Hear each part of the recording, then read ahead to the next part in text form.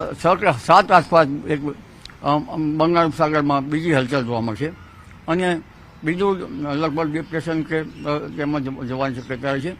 અને ત્યાર પછી જોવા જઈએ તો બીજી 14મી તારીખે પણ એક ડીપ ડિપ્રેશન બંગાળ થઈ રહ્યું છે.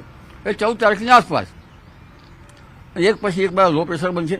ત્યાર પછી તારીખ 22મી લગભગ 7 આસપાસ એક બંગાળ સાગરમાં બીજી હલચલ જોવા મળશે અને બીજું લગભગ ડિપ્રેશન કે તેમાં જવાની શક્યતા છે. અને ત્યાર પછી જોવા જઈએ તો બીજી 14મી તારીખે પણ એક ડીપ ડિપ્રેશન બંગાળ થઈ રહ્યું છે. એ 14 તારીખની આસપાસ એક પછી એક લો પ્રેશર બનશે. ત્યાર પછી તારીખ 22મી લગભગ 7 આસપાસ એક બંગાળ સાગરમાં બીજી હલચલ જોવા મળશે અને બીજું લગભગ ડિપ્રેશન કે તેમાં જવાની શક્યતા છે.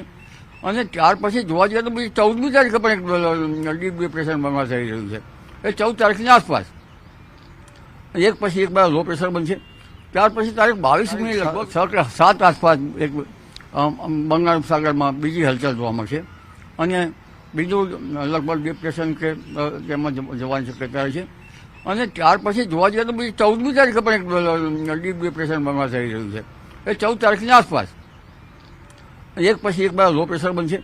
ત્યાર પછી તારીખ 22મી લગભગ 7 આસપાસ એક બંગાળ સાગરમાં બીજી હલચલ જોવા મળશે અને બીજું લગભગ ડિપ્રેશન કે તેમાં જવાની શક્યતા છે. અને ત્યાર પછી જોવા જઈએ તો બીજી 14મી તારીખે પણ એક ડીપ ડિપ્રેશન બંગાળ થઈ રહ્યું છે.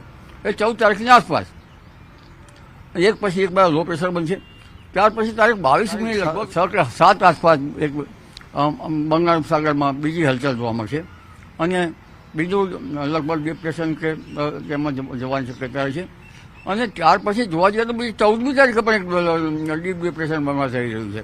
એ 14 તારીખની આસપાસ એક પછી એક લો પ્રેશર બનશે.